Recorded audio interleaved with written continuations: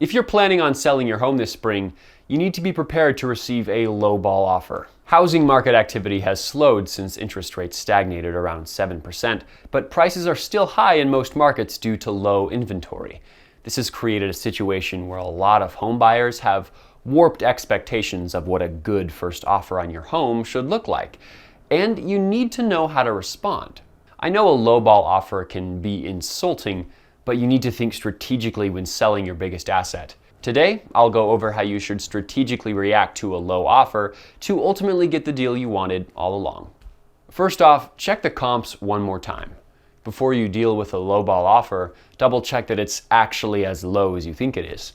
The housing market changes at a rapid pace, so make sure your home is still worth what you thought it was. You might even be pleasantly surprised. Some experts predict home prices to increase to 5% this spring. Check comparable homes in your area to see where prices are trending.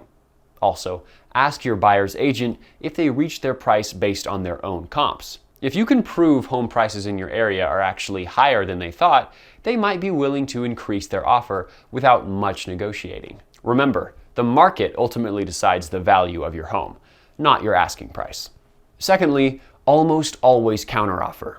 So you check the comps, your home is still as valuable as you thought, and your buyer isn't moving. What now? Well, in my opinion, it's almost always worth it to counteroffer unless you suspect the buyer isn't acting in good faith. If the buyer rejects your counteroffer immediately and insists on their lowball price, you can safely walk away knowing they were probably just fishing around for a deal from unprepared sellers. And finally, compromise on other terms. One of the reasons why your buyer may have offered a lowball price up front is because they don't have enough money to offer the full asking price. While many sellers see this as a deal breaker, I highly recommend at least hearing your buyer out. Chances are they'll be willing to give you great terms on other negotiating items to make up for their lower price.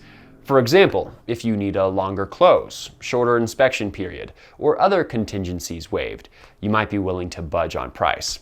However, if price is the main sticking point, I recommend offering something like covering the buyer's closing costs or buying down their interest rate to free up cash. Dealing with lowball offers isn't fun, but it's necessary if you want to get the best deal possible for your home. Now, if you have any questions about our spring market, lowball offers, or something else, please call or email me. I'm always willing to help.